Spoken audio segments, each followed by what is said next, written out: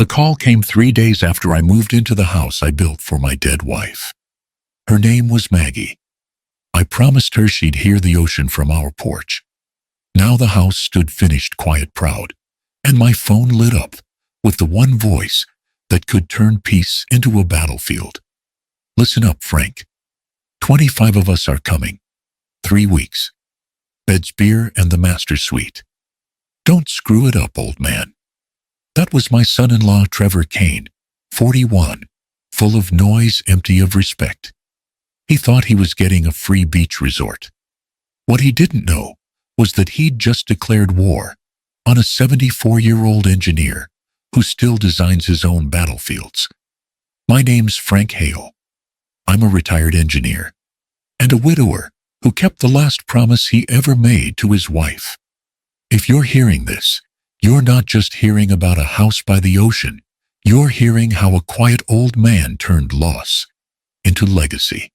So before we begin, hit that like button, subscribe, and tell me in the comments, where are you listening from tonight? I want to know how far this story travels, because revenge might start on one coastline, but respect it spreads across the world. When the line went dead, I looked around the living room. The afternoon light was soft gold sliding over the floors Maggie had picked out. Everything here had her fingerprint. The upright piano, the ceramic wind chime she made in her pottery class, even the cedar handrail I built by hand because she loved how it smelled when it rained. And now I could already see Trevor and his friends turning it into a playground for beer and selfies. Most people think anger burns hot. Mine doesn't. It freezes. When something threatens what I love, I don't shout. I plan. I sat down, notebook open, and wrote 3 names: Sasha, Janet, Emily. Then I circled the first 2. Those were my allies. Emily, my daughter, she was the blind spot. Sweet, gentle, but too used to smoothing over her husband's messes. The first thing I did was protect Maggie, or what was left of her. I started packing the memories: our wedding photo, the blue bowl she'd made crooked but perfect in its way, and the picture of Emily at 7, missing both front teeth, flour on her face from baking with her mom. Each frame went into a box, like I was wrapping up parts of my own heartbeat. I locked the piano, draped a canvas over it. Maggie could make Shenandoah sound like a prayer. I whispered, "We'll play it again someday, Mag," and walked the boxes down to the vault I'd built under the stairs, reinforced concrete, airtight, temperature controlled. The kind of room only an old engineer would think to build. Inside it, I placed her jewelry box, her letters, the blue bowl. That vault was supposed to protect our memories from a storm or fire. Now it was keeping them safe from something worse: family disrespect. When I came back upstairs, the sea was darker, turning silver under cloud. I called Sasha Liu, the property manager.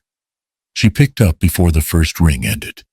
"Sasha, how fast can you place a quiet, high-paying, short-term tenant?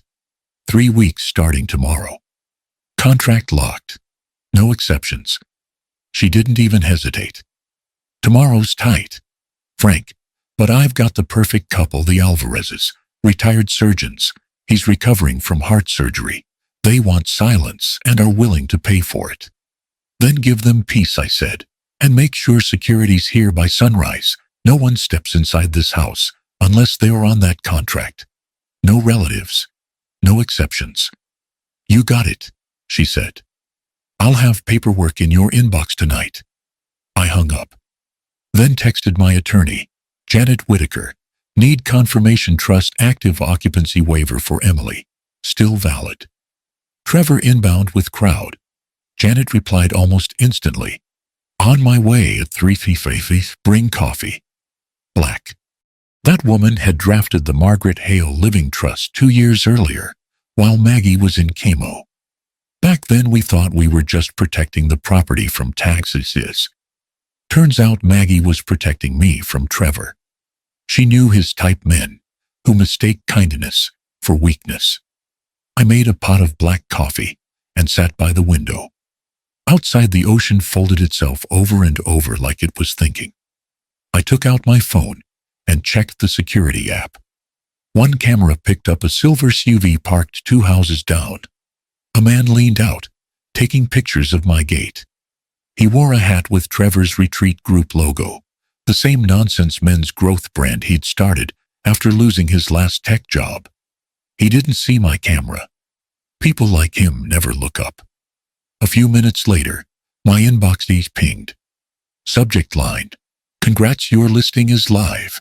Attached were photos of my home, my porch, my piano, Maggie's bowl uploaded to a rental site I'd never used. The account name: Taste Gain. Management: Trevor had already listed my house as his vacation property. That's when the plan turned from defense to strategy. I forwarded everything to Janet and Sasha. Subject: unauthorized listing. Prepare cease and desist. Then I walked to the control panel by the entryway, tapped reset and changed every digital lock in the house door garage gate. No one but me, and soon the Alvarezes would have access. I thought of Maggie again. She used to say, "You don't need to raise your voice when you are certain." That line stayed with me as I sipped my coffee and watched the ocean darken. At 2:47, my phone buzzed again. Emily.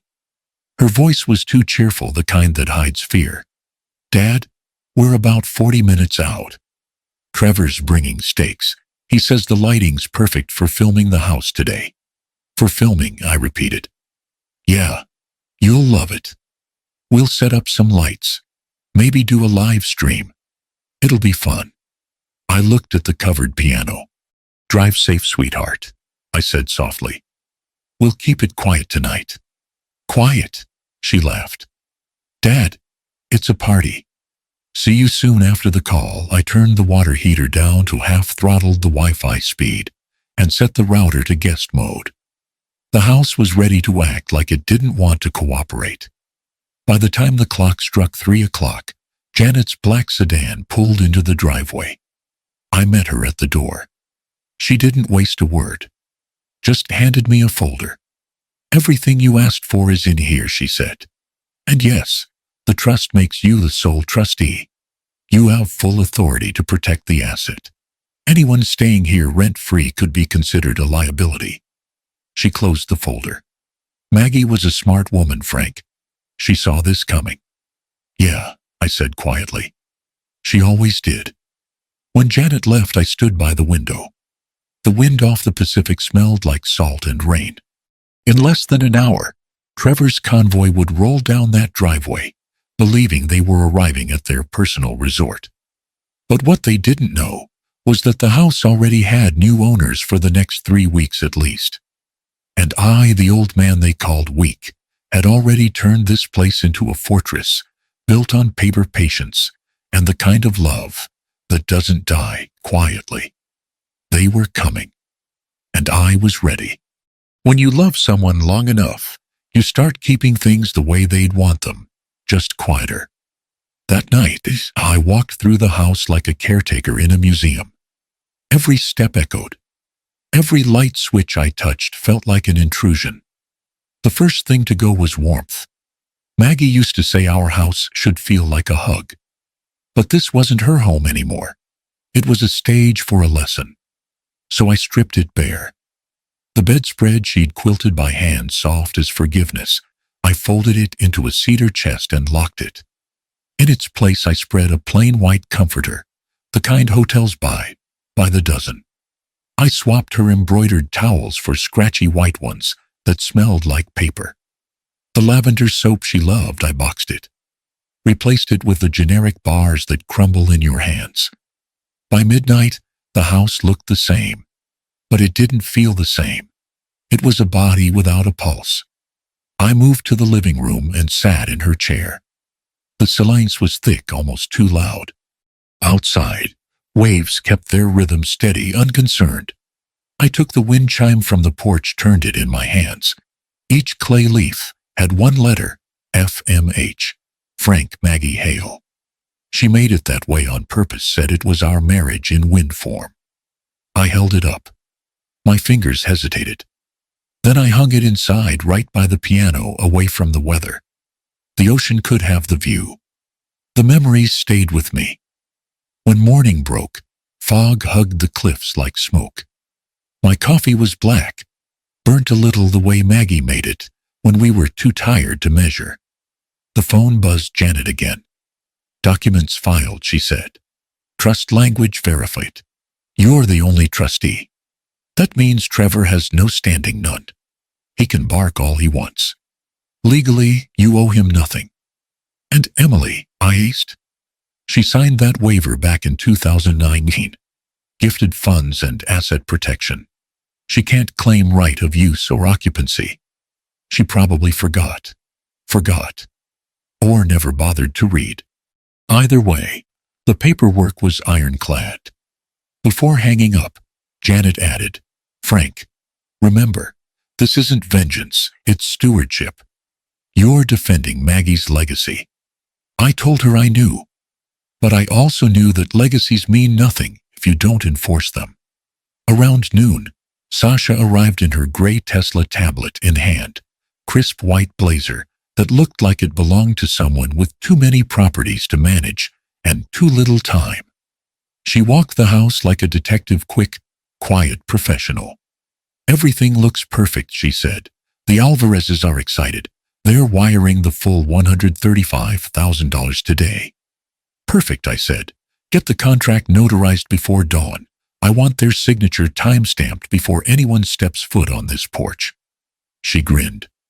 You run this place like an airbase, Frank. Habit, I said. Engineers don't leave stress points untested. Before she left, she paused by the window. Just a heads up, your neighbor, Marjorie Kent, called me. I sighed. Of course she did. Marjorie had been the self-elected queen of our HOA since Reagan was president. She tracked noise levels like the CIA tracks satellites. What's she upset about now?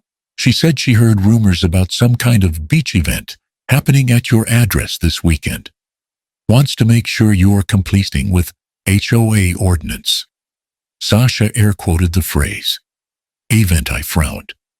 There's no event. That's what I told her, Sasha said, checking her notes. But apparently, someone submitted an application for a temporary event permit to the county listing your address. Filed last week. Applicant named Trevor Kane. I felt something deep in my chest click, like a gear locking into place. He wasn't just planning a party. He was planning a production.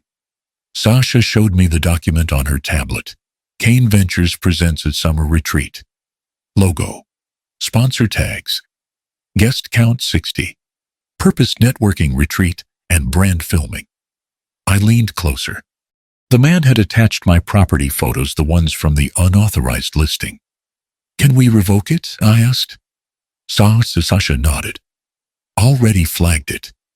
County says he didn't pay the full fee. It's invalid. But Frank, he clearly intends to use the property. He even posted it on social media under a private tag. She tilted her tablet again. There it was. A promo post, luxury coastal mansion. Secured. Content week. Begins Friday.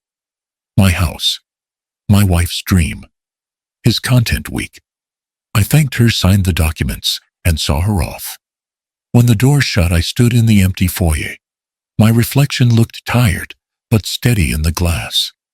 You spend a lifetime building things, meant to last: bridges, homes, relationships, and one day you realize it's not the weather that destroys them. It's people who think they're entitled to walk through them, without permission. I brewed another pot of coffee, opened my laptop and saw Janet's email, sitting in my inbox, with the subject line, Additional Discovery. Kane permit filing. Inside attached was a scanned form from the county clerk. Trevor's signature clear as day. At the bottom, under purpose of event, he'd written in bold, private family resort. No restrictions. Full access to property and surrounding grounds. It was dated yesterday. I leaned back, let out a breath that sounded almost like a laugh. He was serious. He'd turned Maggie's dream home into the location for his circus. And yet somehow I felt calm. Because engineers don't panic. When the wind changes, they reinforce the foundation. I closed the laptop, poured myself one last cup, and whispered toward the quiet house. All right, Mag. He wants a resort. Let's give him a stay. He won't forget. They showed up 40 minutes early. I heard them before I saw them, 3 engines growling up the hill, bass shaking the windows like a warning I'd already planned for. Tires crunched on gravel. Laughter spilled through the open air, the kind that comes from people who've never once worried about who's paying for the roof over their heads. Through the window, I counted at least 5 cars and 2 trucks, tailgates stuffed with coolers, folding chairs, tripods. A camera drone hovered over the driveway like a curious hornet. Then the doorbell rang twice, loud and impatient, and before I could even reach the foyer, the door flew open. Old man Trevor's voice filled the space like a bad song. Told you we'd make it early. The traffic gods love me. He strutted in, wearing aviator's backward cap and the smirk of a man who's never cleaned up his own mess. Behind him poured a wave of people, men in sleeveless shirts, women with selfie sticks, a guy already carrying a portable speaker. Yo, this place is insane, one shouted. Another pointed at the panoramic window. Bro, look at that view. Straight out of Malibu. I stood still, hands in my pockets, like a statue in my own home. They brushed past me, dropping duffel bags, clattering bottles on the counter, laughing like this was a rented villa on someone else's dime. One of them, thin, tattooed, smelling like sunscreen and arrogance, looked at me. You must be Frank. Respect, man. This your house? It was, I said quietly. Trevor didn't even hear me. He was too busy filming himself with his phone. Welcome to the Hale Beach House, guys. Content Week officially begins. The words hit me harder than the noise. The Hale Beach House. Maggie's name stripped to a brand. He slapped me on the shoulder, like he was congratulating a waiter. Frank, I'm taking the master upstairs. The light's killer up there. You good with that? I didn't answer. He took silence for permission, like men like him always do. Within 10 minutes, the house was chaos. The refrigerator was open, the counter covered in beer cans. Someone had dragged one of Maggie's handmade throw pillows onto the floor to use as a seat. Another had plugged in a soundbar I didn't even know I owned and was testing the volume like he was tuning a car engine. Then came the inevitable. Hey, where's the Wi-Fi? A woman asked. Trevor smirked. Network name's Hale House password. Maybe it's on the fridge. Oh, it's there, I said. Help yourself. She tapped on her phone, waited, frowned. It's loading. Try again, Trevor barked. We're live streaming tonight. Another few minutes of muttering. Then a groan. Dude, your internet's like dial-up. He turned to me, irritated. Frank, did you forget to pay the damn bill? I took a sip of coffee. Must be the fog. Messes with the signal sometimes. He grunted, waved it off. Whatever. We'll use mobile. It was almost funny watching them fight my house, like it was resisting them. The sound system didn't sync with their phones. The stove wouldn't heat unless the right pan touched the surface. The lights dimmed automatically every 10 minutes to save energy. All small design choices, intentional, methodical, frustrating as hell for people who thought the world owed them convenience. By late afternoon, they'd migrated outside. Music, laughter, clinking bottles. Someone tried to start a grill and gave up when it refused to ignite. From my chair inside, I watched the whole thing through the glass wall, my reflection overlapping theirs. Maggie used to call it the mirror effect. You can watch people ruin their own peace without ever leaving yours. Then it happened. The first fracture. A foam football arced through the air, one of Trevor's buddies trying to impress a girl. It missed the catch, bounced off a chair, and smacked straight into the wind chime hanging by the door. The sound it made wasn't loud, just a small brittle crack, like a promise breaking. The clay leaves hit the deck in pieces. For a heartbeat, everyone froze. Even the wind seemed to stop. Trevor looked over his shoulder. "What was that?" The guy who'd thrown the ball mumbled, I think I broke something." They all turned toward the shards. I was already on my feet. I stepped outside, picked up one of the broken pieces, Maggie's letter, now just half of a curve. I brushed the dust off, felt the edge bite into my palm. "It's just a chime," Trevor said, laughing. "Relax, Frank. We'll get you another one from Amazon." That laugh, casual, dismissive, cut through me sharper than the clay ever could. He looked at the others, shrugging. "Guy's sentimental. What can you do?" I met his eyes. He didn't look away, but something flickered there. Cognition, maybe. He expected a fight, or at least a well. Instead, I gave him nothing. No sound, no expression. I just nodded once quietly and turned by inside. Behind me I heard someone whisper, "Man, did we screw up?" Trevor said something I couldn't make out. The music came back on. Laughter followed, forced and hollow. Inside, I walked straight to my office.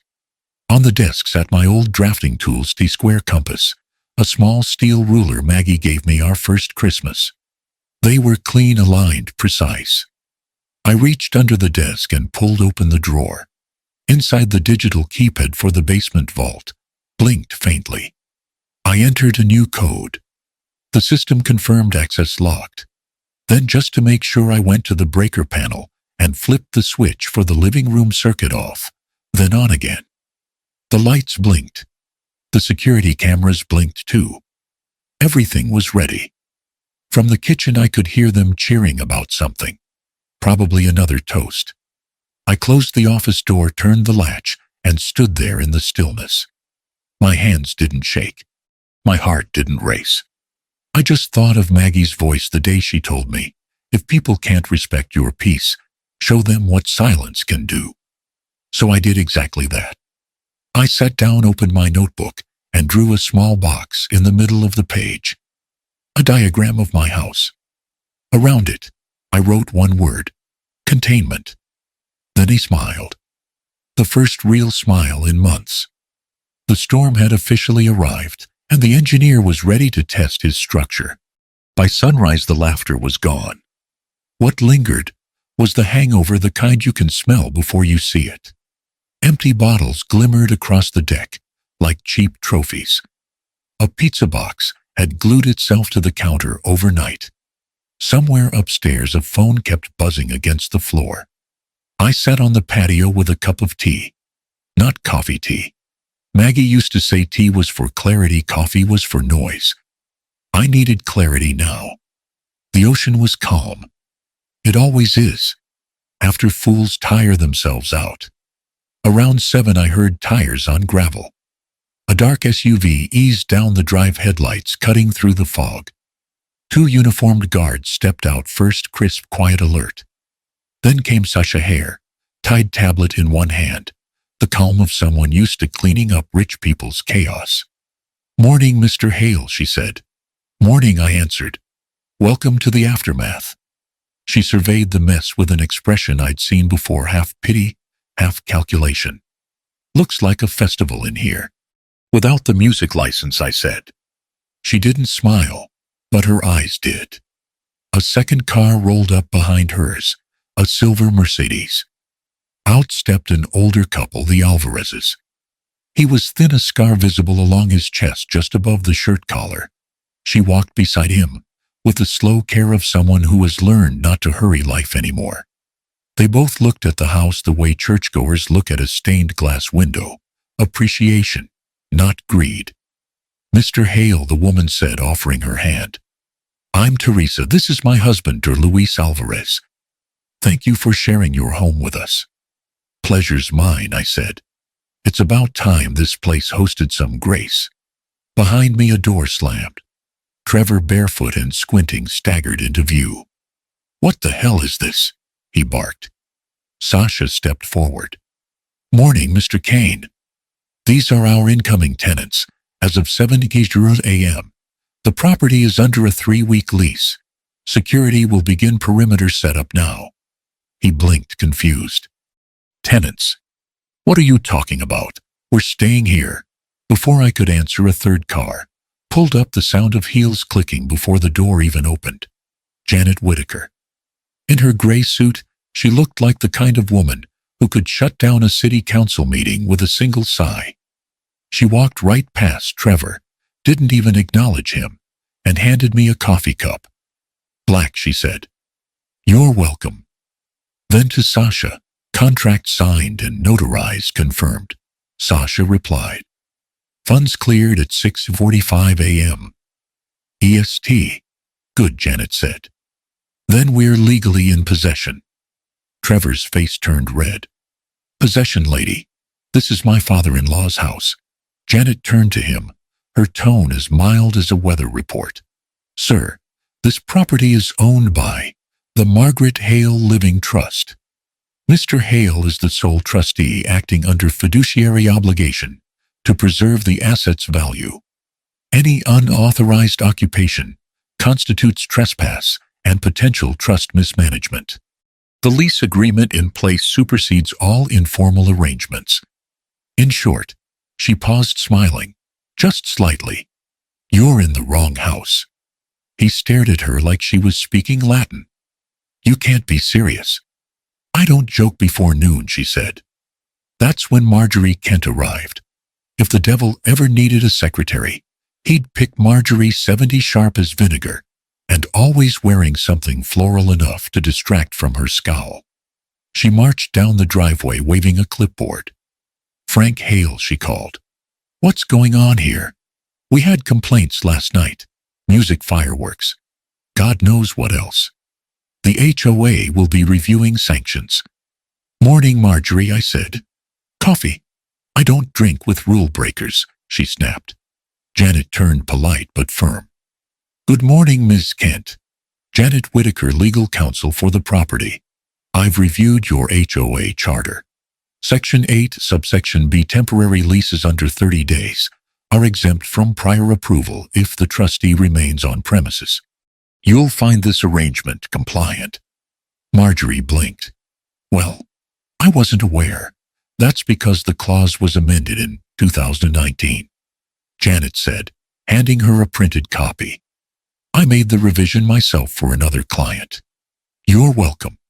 Marjorie opened and closed her mouth twice before muttering something about keeping the neighborhood decent and retreating toward her car. Trevor looked like he'd just watched a firing squad reload. This is insane, he said. You can't just rent it out while we're here. Janet folded her arms. Actually, I can. And I did. Then she looked at me. Frank, may we step into your study? Inside, the chaos outside faded to a dull hum. Janet placed her leather briefcase on my desk and opened it with surgical precision. Inside were color-coded folders, each labeled in her sharp handwriting. She pulled one out, yellow tab, gold clip, and laid it flat in front of me. I think it's time we remind certain parties of their signatures, she said. Trevor hovered by the door, still fling. What the hell are you people talking about? Janet ignored him, her tone all business. This document, she said, tapping the folder, was signed in 2019 by your wife, Emily Kane. It's called the Gift and Waiver Agreement. It acknowledges receipt of a $250,000 financial gift from Mr. Hale, money used for your home purchase, and includes a waiver clause forfeiting any future claim of use or occupancy to this residence. Trevor blinked, then laughed. You're bluffing. I don't bluff, Janet said. I bill. He turned to me, jaw tight. Frank, what is this crap? Some trick to kick us out? I met his gaze, steady as steel. No, Trevor. It's not a trick. It's math and memory. You took my $250,000, and Emily signed the paper that said this house would never be yours. Janet slid the document across the desk toward him. The yellow paper caught the morning light, like a warning flare. He didn't touch it. Janet looked at me.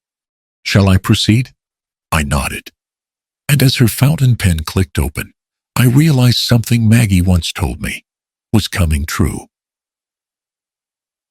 True.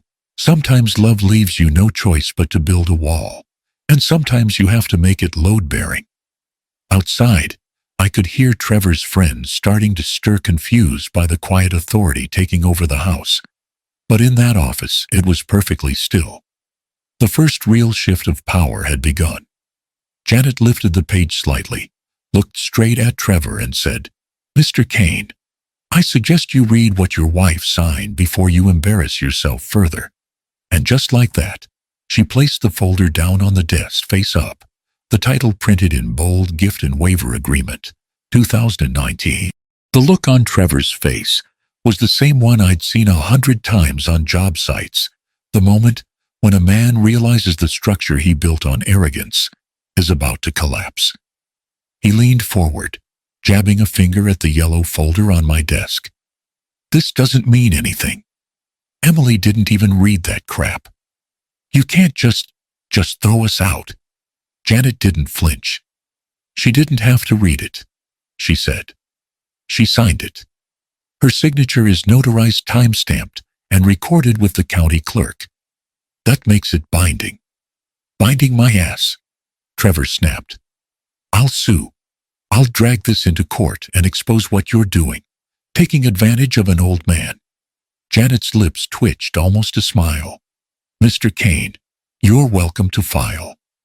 But I should warn you, the trust's legal team is on retainer. Every hour you spend shouting is another line item on your legal bill when the judge throws this out."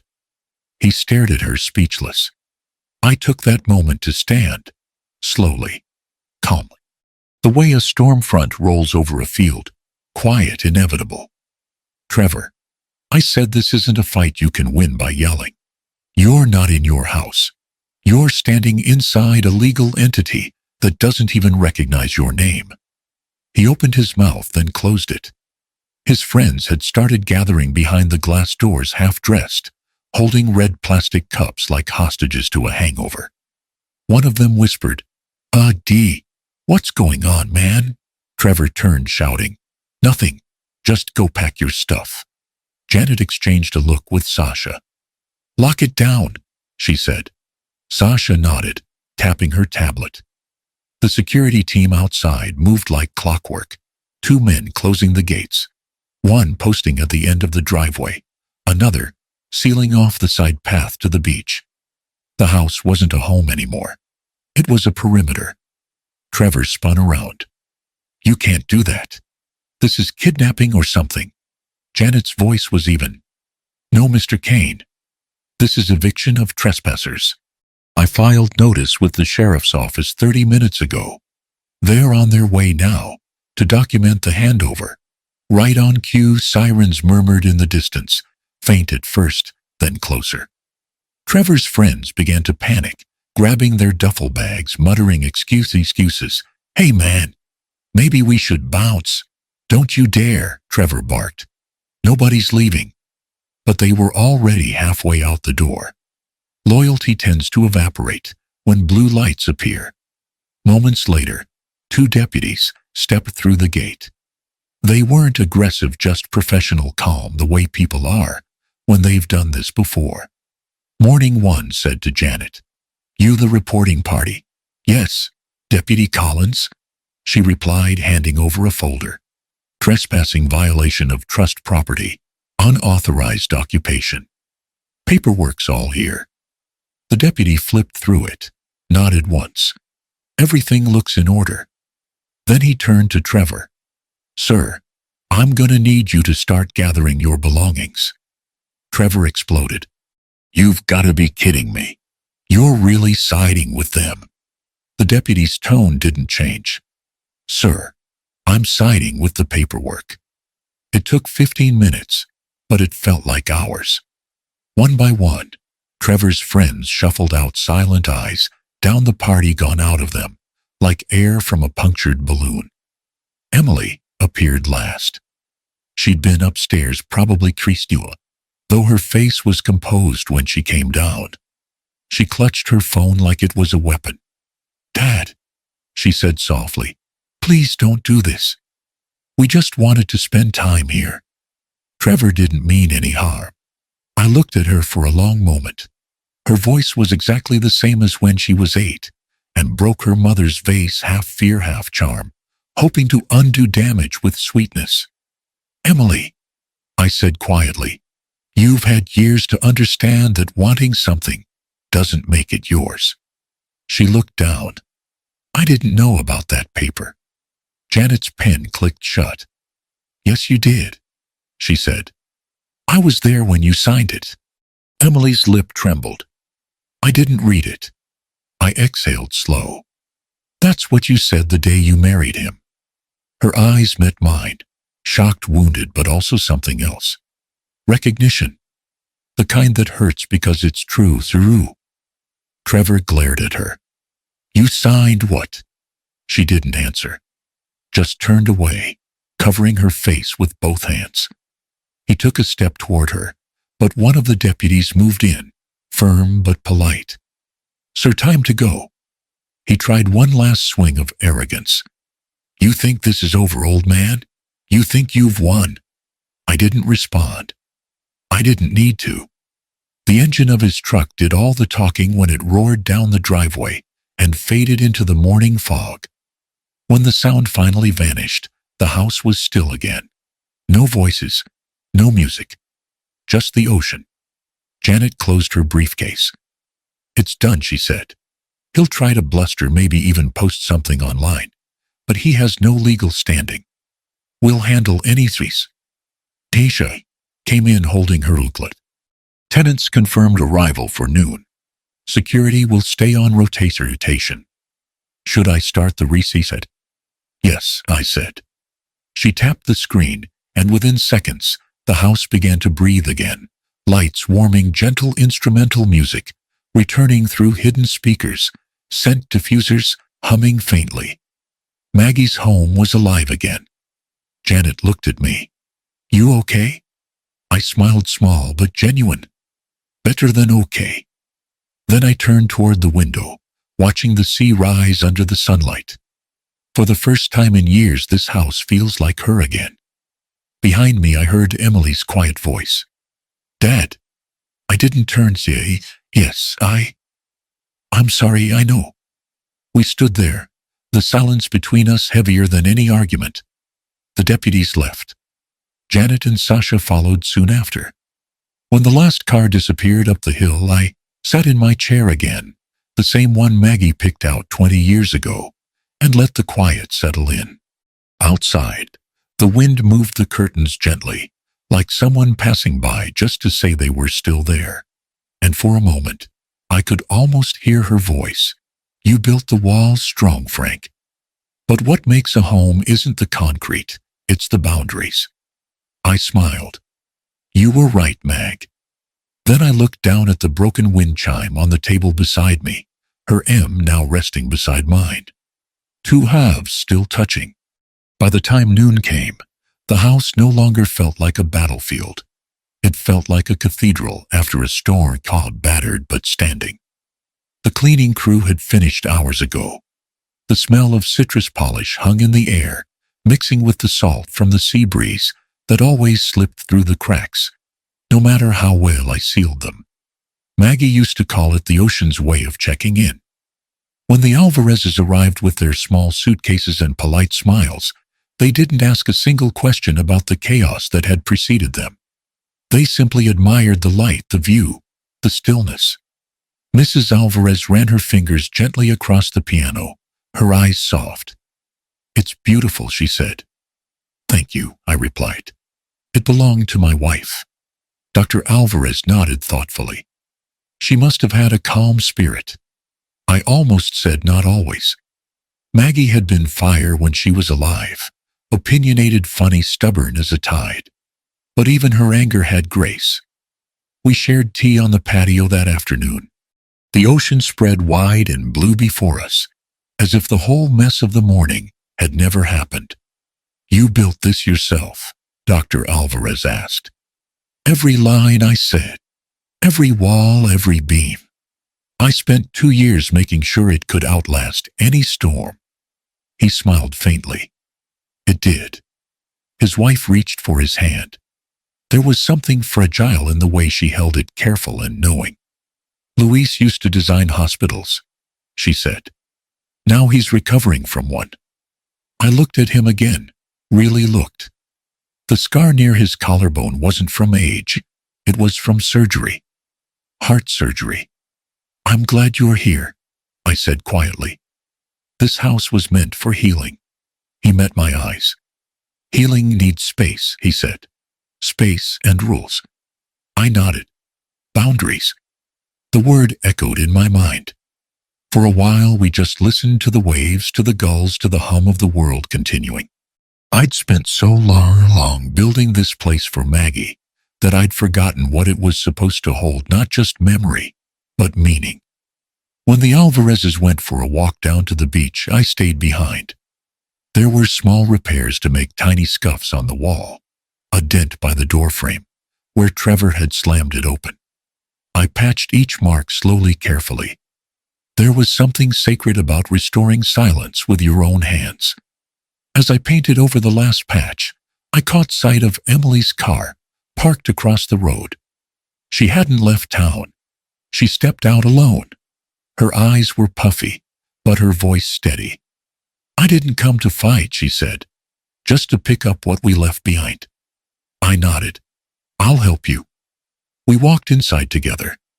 She gathered a few small things, a sweater, a framed photo of her mother, one of her as a child, standing on Maggie's shoulders. When she reached for the picture, her hand trembled. I remember this day, she said.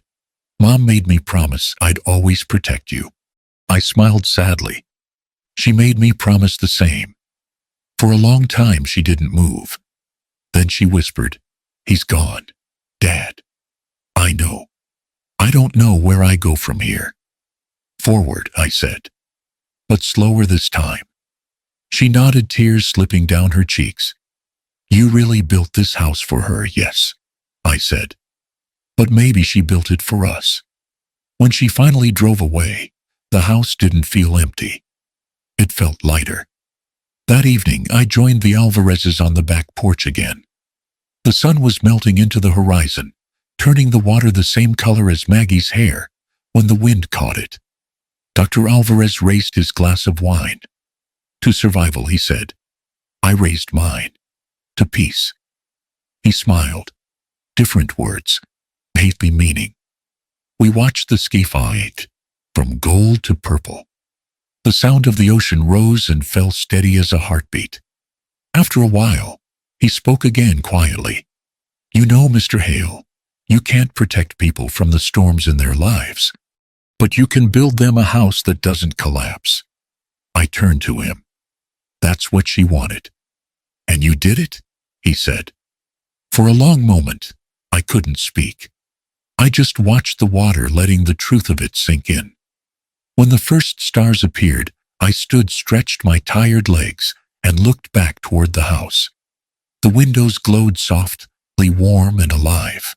Maggie's piano sat by the corner, still covered with its cloth. I lifted it gently, revealing the polished keys. My fingers hovered over them. Then, without thinking, I pressed one note. A single tone filled the air, clear, clean, and alive. Dr. Alvarez looked at me. You play. I smiled. I listened. The sound lingered, mixed with the whisper of the sea. And for the first time since she died, I didn't feel alone in the house. I felt her somewhere between the sound of the waves and the hum of the walls. She wasn't gone. She was just part of the structure now. I looked out at the horizon one last time and whispered to the wind, You were right, Maggie. I built it strong. But I finally understand strength was never about the walls. It was about knowing when to close the door. Nights come quiet here now. The ocean doesn't sound like loneliness anymore. It sounds like breathing. It's been a week since the Alvarezes moved in. They keep mostly to themselves, reading on the porch, walking the beach every evening. I hear the piano sometimes soft, respectful. When Mrs. Alvarez plays, she touches the keys like she's praying. The music doesn't reopen old wounds, it stitches them. I spend my mornings at the kitchen table with a notebook Maggie once used for grocery lists. I turned it into a journal. On the first page, I wrote the title, The House That Heard the Ocean. It's not for publication. It's a record.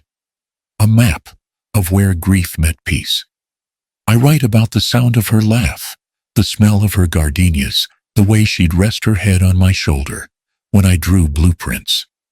And I write about what happens when you mistake silence for surrender. Because I think that's what old men like me forget. We confuse patience with weakness. We think keeping the peace means letting others trample it. That's what Trevor never understood. And what I had almost forgotten myself. On the third day after the eviction, a small envelope arrived in the mailbox. No return address, just my name in Emily's handwriting. Inside was a photo of her as a child, sitting on Maggie's lap, both of them covered in flour, laughing in the old kitchen. On the back she'd written, "You built a home, Dad. I'm learning to do the same. I'm sorry it took this long." I placed it in a frame and set it on the mantel where the wind chime fragments now rest inside a glass bowl. Broken things made whole by purpose. I didn't reply. Some messages don't need words back. They just need time. Last night, the Alvarezes invited me to dinner. Luis made seafood stew, and we sat around the table trading stories about people we'd loved and lost. He said something that stayed with me. You can't keep someone by holding tighter, Mr. Hale. You keep them by building something that outlasts you both. After they went to bed, I stayed out on the deck. The moon was high, silvering the surf. I could see my reflection in the glass. An old man, lines deep as blueprints, eyes still watching for cracks in the foundation. But the truth is, the house doesn't need guarding anymore. It guards me. I closed my notebook and walked inside. At the piano, I lifted the cover again and played a simple scale C to C. The sound drifted through the house like light through open blinds. For a moment, I imagined Maggie sitting in the next chair smiling. And I said quietly, "You can rest now. The house is safe." When I turned off the lights, I realized something that would become the last line of my journal. Peace isn't what happens after you fight for your home. Peace is when your home starts fighting for you. The morning fog rolled in thick. That Friday, the kind that softens the line between sea and seaside. It always reminded me of the years after Maggie passed, everything blurred shapes without edges. But that day, there was something different in the air. Movement. Anticipation. I spent the morning opening windows, letting the salt air in. For the first time in a long time, the smell didn't feel like intrusion. It felt like renewal. I uncovered the piano, fully polished the keys until they gleamed again. The Alvarezes would be leaving soon, and I wanted the next sound that filled this house to be family. Emily was coming. She'd called 2 nights earlier. Her voice was quiet, careful, like someone approaching a sleeping dog. "Dad," she said, "I'd like to visit. Just me. No drama. I need to talk." And now at 10:30, her small gray sedan appeared on the curve of the drive. When she stepped out, she looked different. Not younger, not older, just stripped of pretense. She wore jeans, a windbreaker, no makeup. Her eyes were clear, like she'd been crying for days and finally ran out of tears. "Hi, Dad." "Hi, kiddo." We stood there for a moment, awkward in the way people are when they want to hug, but aren't sure if they're allowed. Then she crossed the distance and wrapped her arms around me. I felt her shoulders shake once, then settle. Inside, she looked around as if seeing the house for the first time. "It feels different," she said. "It is," I told her. "It's been repaired." "You mean remodeled?" "No, repaired." She smiled faintly. "You always were particular about words." We sat in the kitchen. I poured coffee. She made the toast just like Maggie used to. The routine felt familiar, almost ceremonial. After a long silence, she said, I left Trevor. Filed papers this week. I didn't say anything right away. Just nodded. I realized she went on. I've spent half my life trying to keep people happy, who don't care if I'm miserable. Mom wouldn't have done that. No, I said softly. Your mother believed in hard truths and so soft landings. She looked up, eyes wet, but steady. You were right about the boundaries, Dad. I smiled. They're not walls. They're doors with locks that only respect can open. We sat with that a while.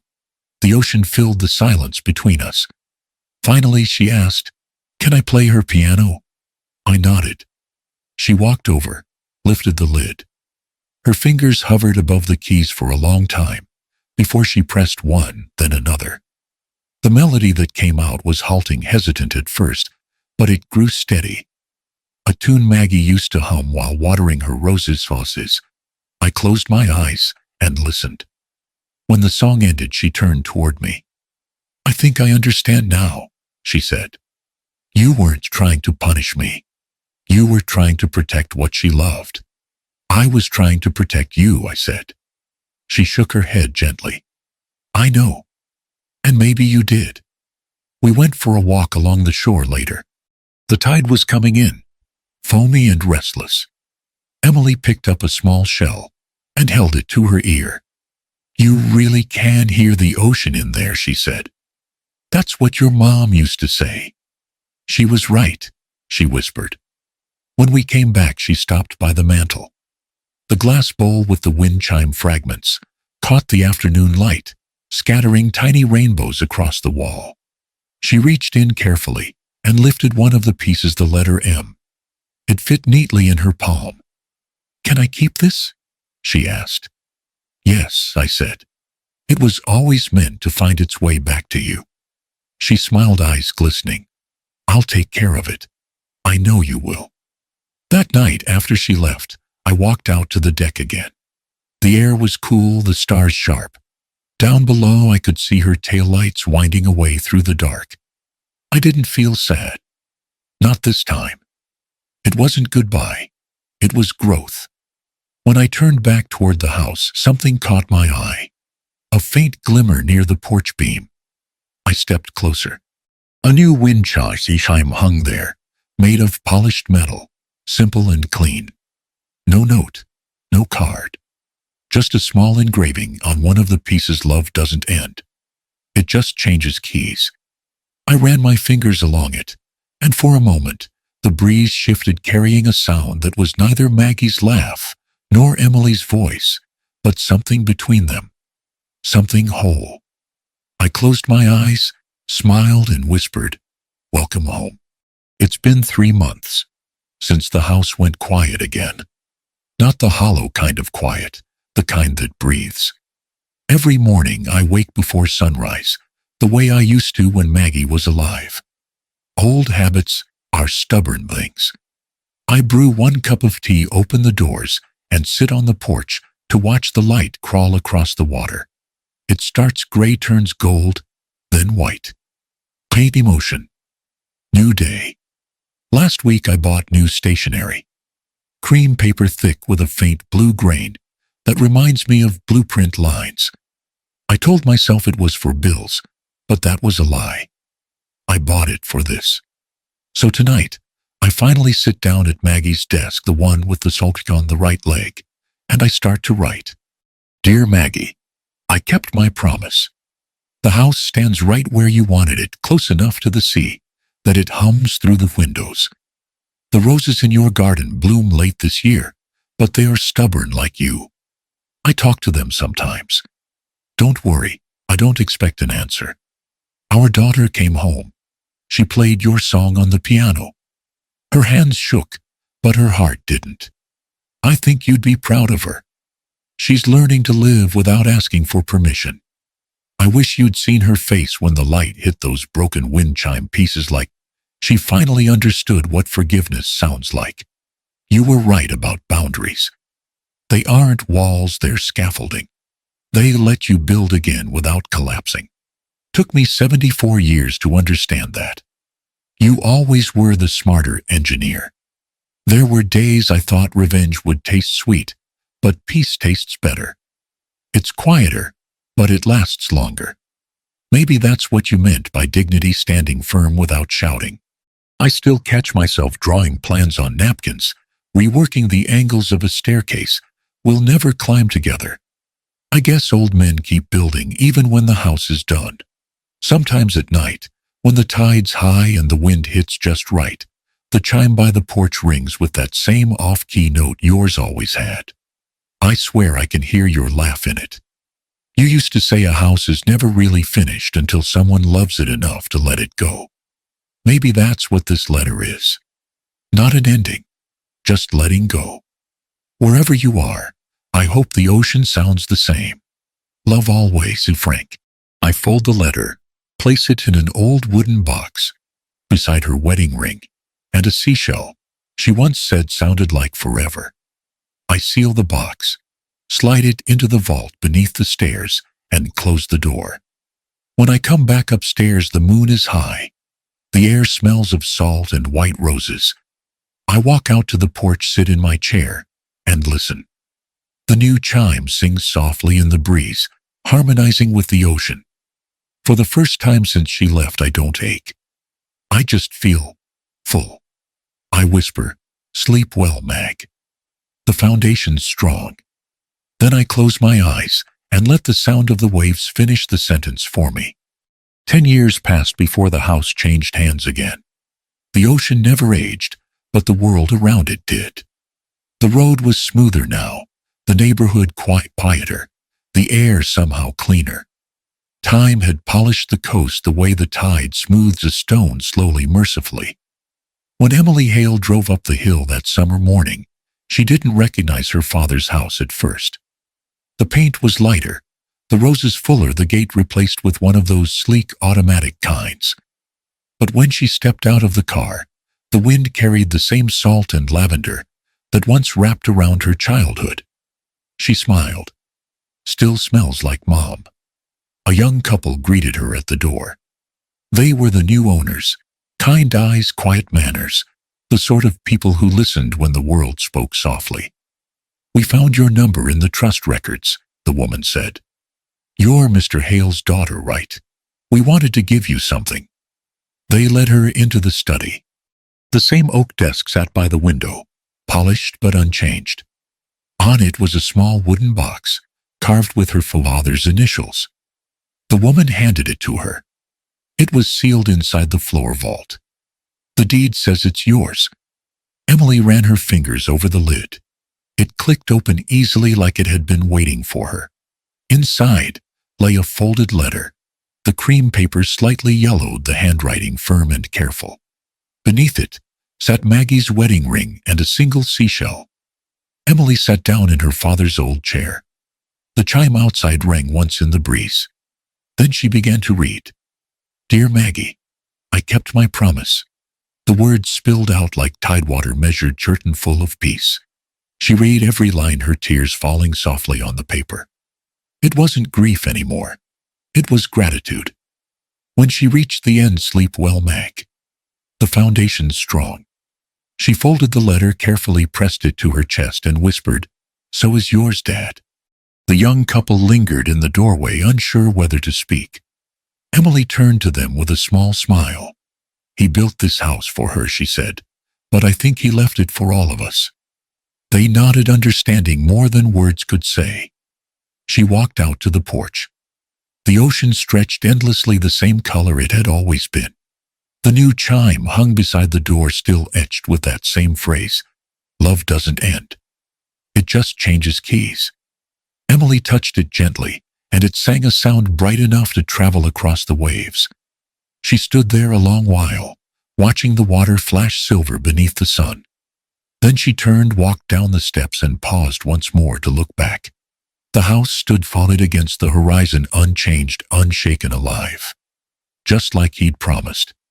As she drove away, the camera of memory would have pulled back, past the garden, past the porch up over the roofline, where seagulls circled lazily. The ocean glimmered below, whispering the same steady rhythm it always had. And through that such sound a voice, Frank's barely audible, steady as the tide home, isn't a place you own. It's the peace you leave behind. The frame would fade there, sea, sky, and house, merging into one quiet eternity. You know, for most of my life, I thought peace meant keeping quiet, letting people take what they wanted, just to avoid a fight. But I learned something here in this house by the ocean. Peace isn't the silence after the storm. It's the strength to build walls that stand without anger, and doors that only open to respect. I didn't build this place just for Maggie. I built it for every soul, trying to protect something they love, their dignity, their memory, their right to breathe. And if you're listening right now, don't wait for the world to hand you peace. Build it, brick by brick, truth by truth, until even the wind knows your name.